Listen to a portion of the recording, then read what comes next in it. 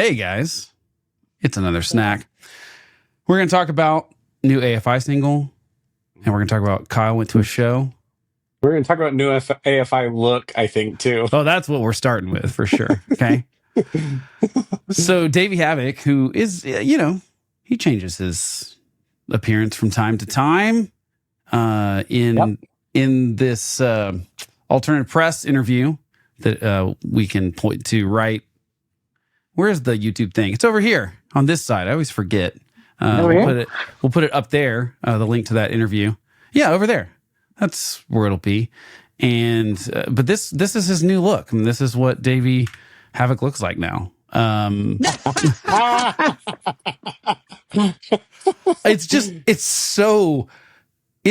If you would have, like, if you could play the Guess Who version of what will Davey Havok look like next, I would not have guessed this ever. Like, handlebar mustache. It's the Padawan braids for me, dude. Those are pretty sweet too. And the nipple out. The nipple out is pretty great. I didn't notice the braids looking at this on my phone. And this picture with his head turned. Recorded and the hair is magnificent. First of all, this guy's like 50 years old. Is that right? a perm? I mean, you'd have to. That's a perm, right? Amazing amount of hair. But you got to get a perm to do that. Maybe, but his hair could just be curly. Or was he flattening it all these years? He had straightened it for all those years. That's the question. Was what's the big album? Why don't I just draw a blank on it? The Sing the Sorrow? Sing the Sorrow. Was that just him with a straightener? Like, was that brutal work that we didn't understand? He slaved over that look for us. These are questions. And this is just him going natural. Dude, I don't know. It's a good question. It's an interesting look. Kyle thought it looked a little bit like this. If I can, gosh, finding my mouse is really hard on this thing. Was it a good comparison? It was like a homeless Fraggle.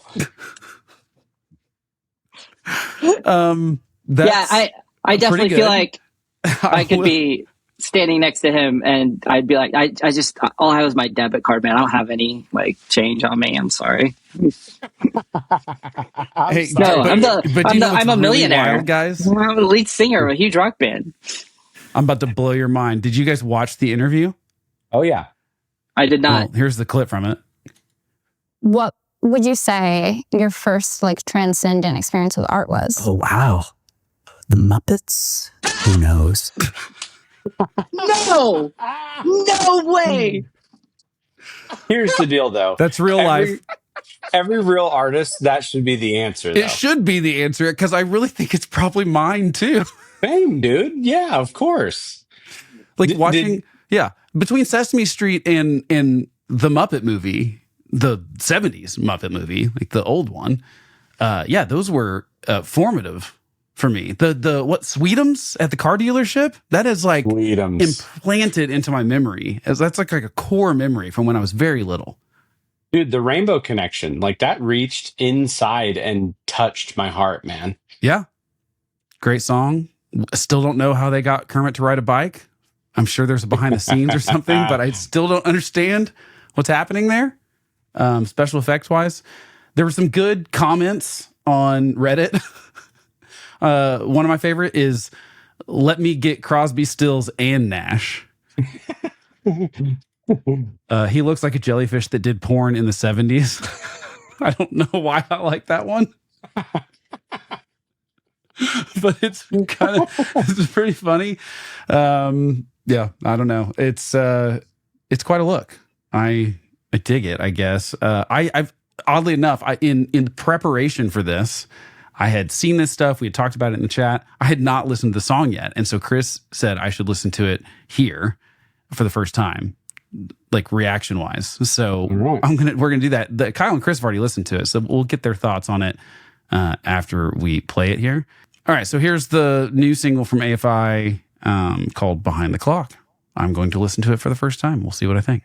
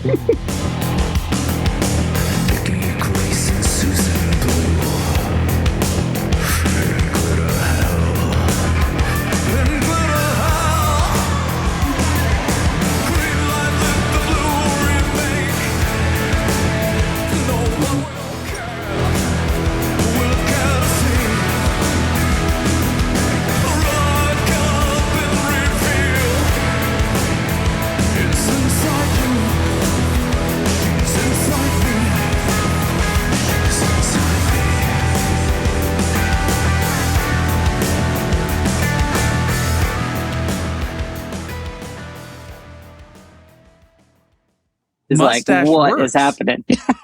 for that voice. Yeah, I want to. Can you imagine the gaze that's happening when he's singing like that? Oh, and that mustache. He's got impregnating people. Oh, and like foot on the monitor for sure, right? I mean, he's leaning into it, I would imagine. Yeah. That is not at all what I expected. Dude, you and everyone else. Okay, so like I'm not. This isn't just because I've not listened to their last 6 albums. That's why 5. It didn't matter to like. I know you, Blake. I know you're not like the hugest AFI fan, and I still knew that you would listen to that and be like, "What?" Huh? I mean, it's got a pretty cool vibe. Oh no, it's a great song. It's pretty. Yeah, it's, that bass. Yeah, I mean, but it sounds like something that would be at the It's like a movie soundtrack song. Sounds like it should be like some action should be about to happen in the movie. Also kind of like 90s radio. I don't know. I can't quite put my finger on the song that it's like it's I can't quite name it, but there's a song that it sounds a lot like and it's driving me nuts. And maybe it's just the tones. Yeah, there's a band I mean I cannot remember the name of them right now. But was it Digital Underground? No. Something like that. I don't know, but it is. Yeah, but yes, it's also kind of got some NXS touches, and all that 90s stuff. So it's very cool, very cool. I've listened to it a few times in a row, and I'm kind of fascinated by it, to be honest. Yeah, I want to hear the album. And he says in that interview that the whole album, like, I don't want to misquote him, but he basically says like they thought about encapsulating like a feeling like for the whole album, like a style for the whole album. And I think he refers to it as being goth. I know nothing about that genre. Me neither, but this is not what I imagined as goth. I wouldn't have described this as goth. But at the same time, I could imagine it in a scene at like a vampire underground club or something like that. Which is kind of goth. Yeah, it feels more 70s to me than 90s, but yeah, I will definitely check it out. Like me too. It has piqued my interest. Yes, but like especially because the look, I just was blown away by because I almost thought this can't be real, but it clearly is. I mean, it's not. He's an interesting guy, dude. It is a contender for my 2025 Halloween costume. Oh, that's amazing. That's pretty obscure. Yeah, everyone's just going to think I'm homeless. Yeah, no one will, especially with the nipples showing. Oh, Kyle, we need someone to like Photoshop that up and make that happen. I want to see Kyle in. Yeah, we can ask AI for that. And we'll show it next week. Kyle, you went to a show that you're recommending we see. Who was it? Okay, so I saw Heart Attack Man headline with The Dirty Nil, Dear Seattle, and Carpool. And it was a great show. If you haven't checked out Dear Seattle, I recommend that. They got a 2025 record. But The Dirty Nil just dropped a record like 2 or 3 weeks ago. And it is excellent. I think it's called The Lash. Don't quote me on it. But like seeing them live, I told you guys before we came on here, they made my list of won't miss. I will not miss them if they come in town again. 3-piece, true 3-piece. I'm only guessing, but I'm pretty sure that they did not use a Met, and it just added to it because it was almost like a middle finger, like, yeah, we're a real 3-piece band, no tracks. You know what I mean? And they just owned it, dude. Okay, moving on to Heart Attack Man, who has one of my favorite records of the year. It was a huge disappointment. And I hate Oh. dude. And it was not just me. I took, like, my buddies went, and like they were all disappointed. So the record, what is it? Joyride the Pale Joyride the Pale Horse. Horse. Yeah. The record is 29 minutes long. And when I tell you that they tuned for 10 minutes, I'm not exaggerating. Like, between every song, and I don't even know what this is. For anyone that cares, I'm the least technical of the three of us. Great record. I highly recommend listening to that record. It's amazing. For whatever reason, they were tuning, and it was like, the best way to describe it is it sounded like laser guns, like when they would tune, and it also sounded like it was playing in reverse, almost like, I don't know, but almost like a synth pedal. I'm like, sorry, you with could tuning, hear them tuning? you could hear it. And it was between every song, dude. But like, and it's because they do a lot of cool alternate tunings. But I felt like it was Emperor's New Clothes, because everyone around me was like loving it, and it just completely brought me out of the show. Like, if you listen to that record, you will know without a doubt that that is a band that you expect to show up, plug in, and just blow your hair back with sound for like 30 minutes and walk off the stage. And they paused for at least a minute tuning between every song. It was so sad, dude. But like, we all had Boss TU2 tuners in 2001 that, dude, you plug in and you hit the, and that's what I don't understand. What you're doing. we figured this out. I don't know if they thought that it added to the ambiance, like it was kind of like kind of weird. Yeah. But it, like, I had 3 friends with me. One was kind of familiar with it. He was miffed. One was also loves the record, and he was super bummed like I was. One had never heard them, and he was pissed off and ready to leave. He was like, dude, I'm not here to watch people tune their guitars. And it's such a bummer. I'm going to give them another shot because I love that record, but dude, it was not good. Where was this show? At Beer City Music Hall. Okay, so a small venue, but like, I'm pretty sure everyone I've seen there had a roadie. Well, and okay, so the weirdest thing for me, I was in a way less successful band than that, and I had 2 bassists, and the people who played guitars with me had 2 or 3 guitars. Especially if you're going to have alternate tunings like that. We always had to. I couldn't believe it, dude. It was a major disappointment. And for, like, again, we were obviously less successful than they are as well. Although, I mean, maybe we were playing that level venue, I guess. But yeah, we like, for what, the last 3 years we were on tour, we always had someone with us that could tune guitars, right? I mean, yeah, that's a very common thing in rock and roll to know that, like, that is something that irritates people, and that you should never ever do it. It's one thing to do, and like, especially like through the system or whatever. That's really weird. It's annoying enough to tune, but like, if you're doing the quick tune, that's fine. Like, but I shouldn't be able to hear it. And I mean, whatever. There's that. Okay. This is the Dirty Nils' new record, guys. The lead singer guitarist gave me Justin vibes from The Darkness. Not like full blown. I'm into this. But let's say like at 60%. Like 60% Justin Hawkins. He would like play a lick and then kick his foot. I'm talking like completely 90 degrees above his head. Oh, it was insane. And he had the mojo. He pulled off the persona. 100. Like, he had watch videos. The chutzpah. Okay, no, I will. Oh, he had it. He had all the joie de vivre, man.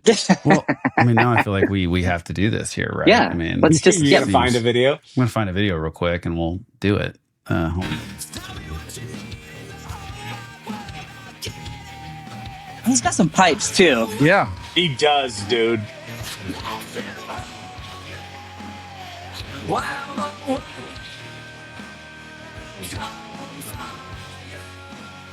A little naughty for Canadians. They're dirty, Blake. I didn't know that. Yes, dude.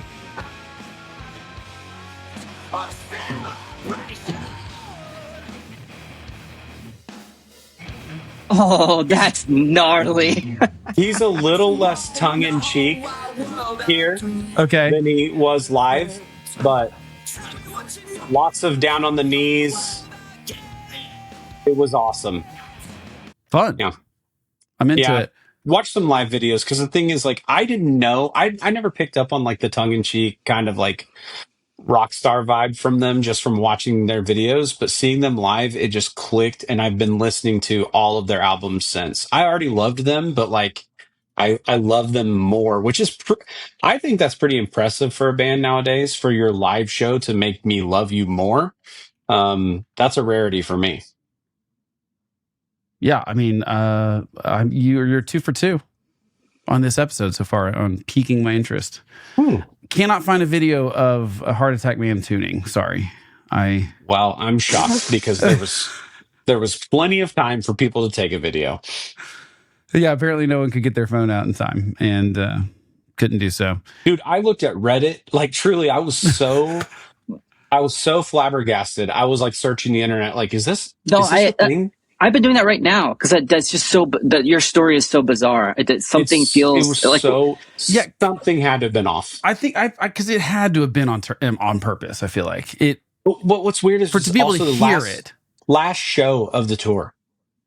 So I'm like, this is so weird. Dude, wait, what if it's some sort of tour prank? It's not. It can't be. It's surely not. You're not going to make people actively turn people off as a tour prank, right? I don't know. It was just a thought. That was a thought. Tour pranks are putting pepper on the drummer's snare. That's a tour prank. All right. Dude, you have me on the edge of my seat where you're going to finish that sentence. No, that's it. Putting pepper on the drummer's snare. So that they hit it, pepper goes in their nose, they start sneezing. Yes. Yeah, of course. It's a good one. Mm-hmm. There was plenty of X-rated stuff too, Kyle, I promise. Okay, that's the question. That's the question, because I didn't have a question going into this. What's the best tour prank you've been a part of and or just heard of?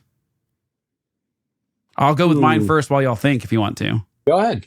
I'm pretty proud of one time. This is pretty early. This has been like 2004 or something, and a band we were on tour with had in-ears. Like, this is the first band we ever toured with in-ears, and we convinced the sound guy to let me but this is hard in 2004, by the way.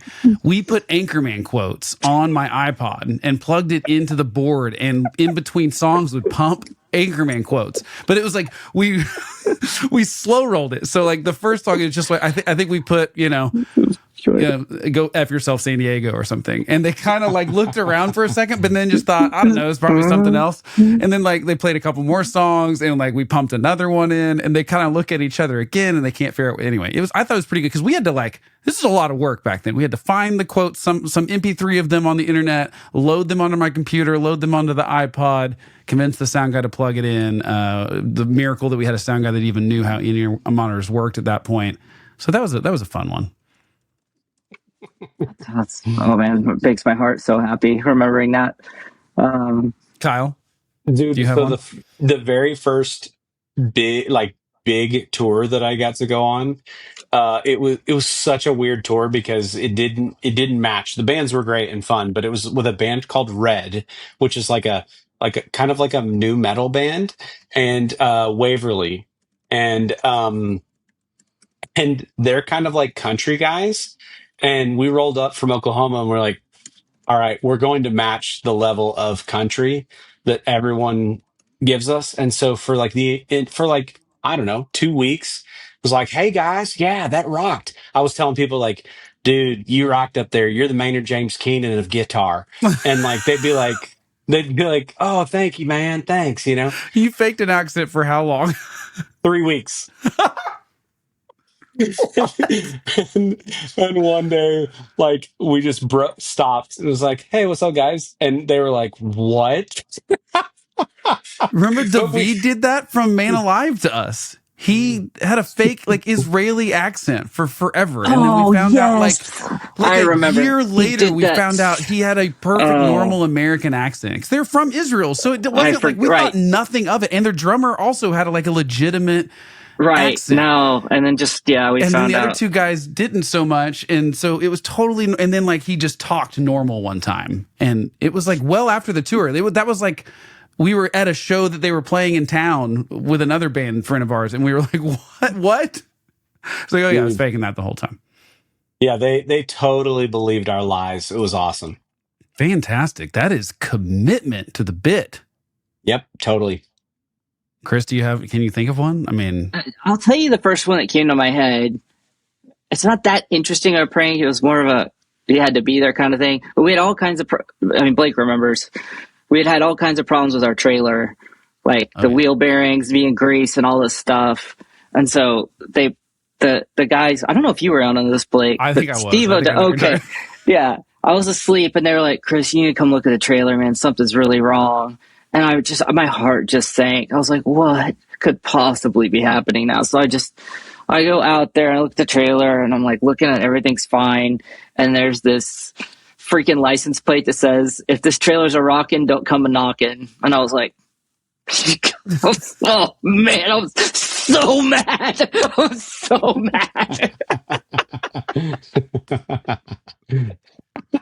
It broke my heart. And then I was like, because I was so, part of the reason I was so mad is because I was like, that's really funny. They really got me. Nailed it. Yeah. We also got you one time with the Batwing with Steven in the trailer. Yeah, that one was hard to beat. And I almost said that one. But it really, all I see is that stretched out penis skin when I remember that story. So we won't repeat it. It's hard. It's hard for me. Mind. Yes, but I can see it right now, like kind of translucent almost. And yep, with the sun shining through it. Yeah, that's what you want. All right, we will link to the albums we discussed and the interview with Davey Havok from AFI on Alternative Press. You can check those out in the show notes. And you can also keep filling out the survey in the show notes about what albums you want us to do. I think we're going to try to release one in the next week or so. We like to do them in person, but we haven't been able to get together in person yet because Chris lives in Texas. And so I think we're just going to do a couple of remote ones to kick it off, but we want to get back to doing the in-person thing. So, but we're tired of not doing them. So we'll get you one. And now that I'm saying this on the podcast, it'll actually make us have to do it. So we'll do, but get your votes in, and we'll maybe do it this week. We have some in mind, but we can be convinced. Okay. So you all do that. We will catch you next time.